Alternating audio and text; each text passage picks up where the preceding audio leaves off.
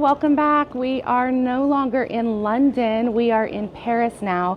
We got up this morning and we took the Eurostar from London to Paris through the underground of the English Channel, and we just got here and checked into our hotel. We're in the first arrondissement. It's a cute little boutique hotel called Hotel Relais Saint-Honoré. And now that we've gotten checked in, we're super excited to go check out the city. We're going to start at Sainte-Chapelle and end up at a Christmas market at the Tuileries. Absolutely, and to hope that it was going to be sunnier and warmer in Paris was fruitless because it's actually colder now that we're here. But it's Christmas time, so let's go enjoy it. We're here at our very first stop. We went straight here. It is Sainte-Chapelle. It is a cathedral and it is absolutely beautiful. We took a taxi, but we used the G7 app because they can drive in the bus lane, and so you get places faster. But if you use the app, it's just like you're using Uber, and it was super quick and easy. Absolutely. It is still a little chilly out here, but we're going to go inside soon to see the beautiful stained glass windows of Sainte-Chapelle. We can't wait to show it to you. Located in the heart of Paris on the Ile de la Cité, Sainte-Chapelle is a 13th century Gothic gem built by King Louis IX to house sacred relics, including the crown of thorns. Before reaching the famous stained glass, we step into the lower chapel, a space once used by palace staff. Its deep blue ceiling dotted with golden stars feels almost celestial. Restoration displays highlight the chapel's history, and a statue of Saint Louis, or St. Louis himself, stands as a tribute to the king who built it. Nothing quite prepares you for stepping into the upper chapel. For a moment, we just take it in. The colors, the light, it's absolutely breathtaking. No matter how many photos you've seen, nothing compares to standing here in person. And here it is, the breathtaking walls of stained glass that make Sainte-Chapelle so famous. Over 1,100 biblical scenes shimmer in reds, blues, golds, telling the story from Genesis to Revelation. Unlike most cathedrals, where the stained glass is punctuated by thick stone columns, here the delicate framework makes the windows feel like they're floating. The rose window at the back is a later addition from the 15th century, designed in a striking flamboyant Gothic style. Its 87 panels depict scenes from the apocalypse, with intricate details that glow as the sunlight filters through. It's one of the last major additions to Sainte-Chapelle and a true masterpiece of medieval stained glass. Sainte-Chapelle has survived centuries of history, but it wasn't without its challenges. During the French Revolution, much of the chapel was damaged. Its relics were removed and parts of the structure were nearly lost. But incredibly, most of the original stained glass windows remained intact, preserving their breathtaking beauty for generations to come. Looking up, the deep blue ceiling speckled with gold mirrors the heavens, adding to the chapel's ethereal beauty. It's incredible to think that for centuries, this place safeguarded relics that shaped history. And don't forget to look down. The painted walls feature trompe-l'oeil designs, clever optical illusions that mimic carved stone. Just another example of the artistry that makes Sainte-Chapelle so unforgettable.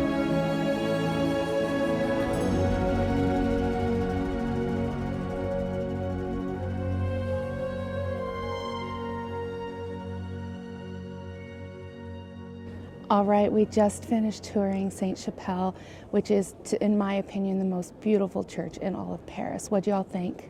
It was absolutely spectacular. I don't know what I liked more. The fact that the entire Bible is depicted within the stained glass so that the people of the time who didn't read could know the Bible stories, or the beautiful rose window. What about you, Pepper? Absolutely gorgeous. 776 years old as of this year, commissioned by who we know now as St. Louis, as in St. Louis, Missouri, and other famous St. Louis's. Pretty cool feat of engineering and imagination.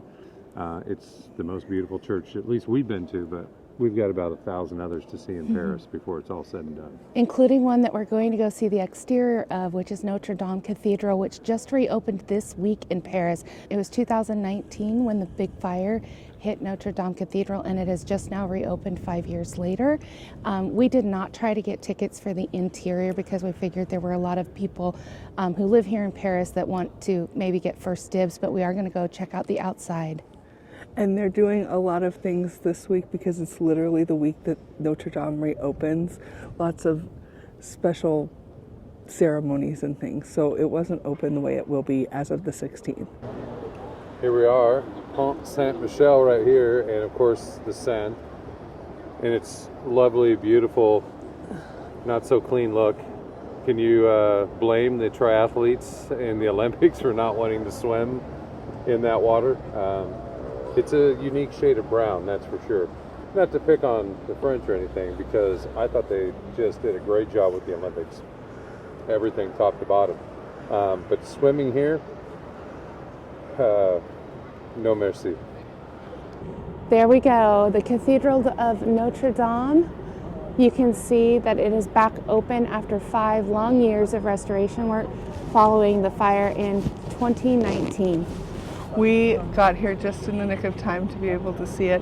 We're not going to get to go inside because it was literally opened on Saturday, like 3 days ago. So it's a miracle that we get to see it this way. The inside is open and I hear that it's gorgeous. And Pepper was just saying it's ironic because he and I came here in 2022, just a few years after the fire, and we were able to get closer to it than we are this evening because they've staged a bunch of stuff outside, whether it's for work or for an event that's been held here, because they did have some big grand opening ceremonies this week.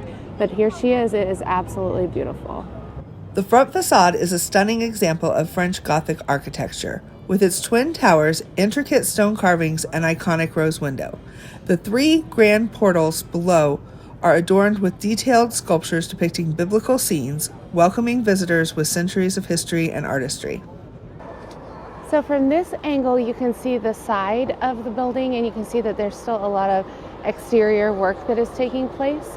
But you can also see, if I can zoom in here, the famous flying buttresses and the gargoyles. So these serve 2 purposes.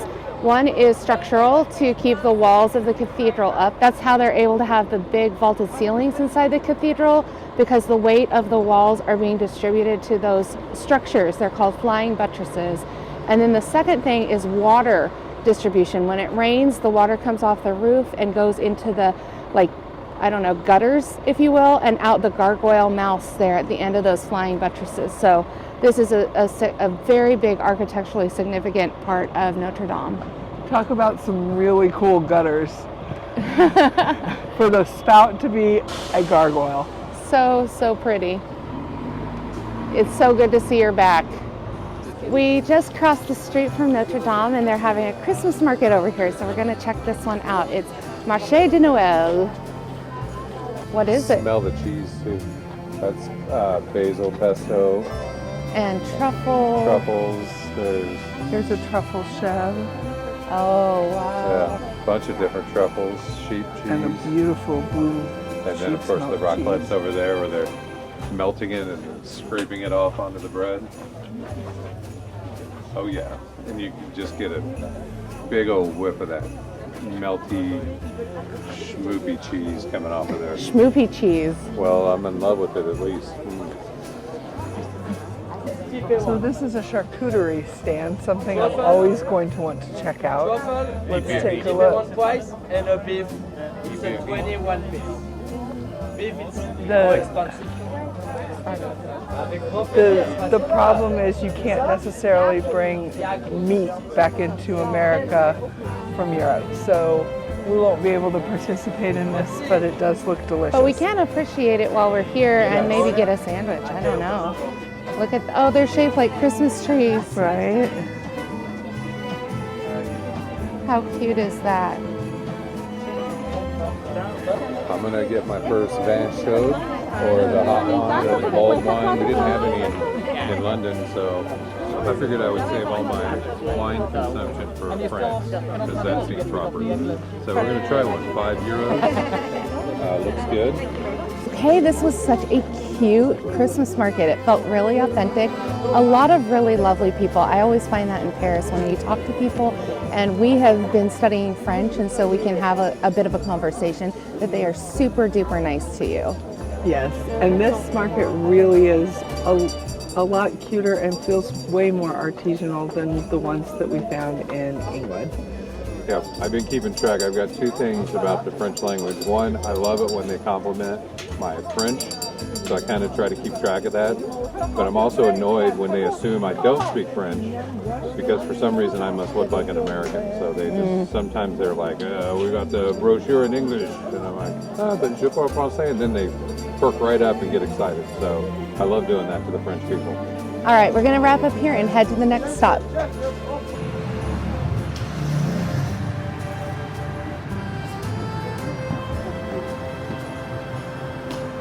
So we are off to the next Christmas market. This is at the Tuileries. The Jardin de Tuileries, or the Tuileries Garden. It's the biggest Christmas market in Paris, and it's gonna have like carnival rides and a lot of shopping, and more important, food, because we still haven't had our crepes. All right, now here's the real deal. The Jardin de Tuileries. I think we're gonna get the real Christmas market experience here for sure.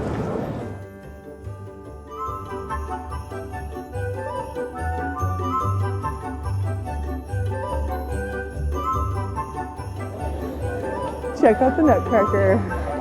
So we're gonna start here because I'm going to get Tartiflette. That's what I want for dinner. They've also got Raclette here. So this is Tartiflette. This was what Carol absolutely wanted to have at this Christmas market. It's like ham and cheese potatoes, almost like a scallop potato with ham. It looks absolutely delicious, and look at how big this is. I cannot wait to give this a little try. It's so creamy and hot.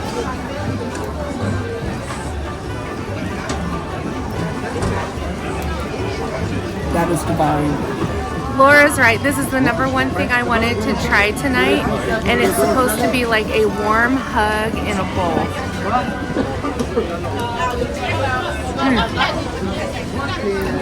That is cheesy potato, hammy goodness. Oh, this is worth the wait. It's fantastic. Certainly beats the bratwurst we had last night. Okay, Carol, is it all your cheesy potato dreams come true? Absolutely. It's hearty and warm. And we needed some real food before we got some crepes, and this really hits the spot. It's not as cold down here in the garden that it is out on the street because you're kind of protected from the wind a little bit, but it is so pretty chilly in Paris tonight. You can see my breath. I don't know if you can see that, but yeah. We're not used to this from California. All right, guys, here we are. You can see this is French for I love sandwich. J'adore sandwich. This is the French version.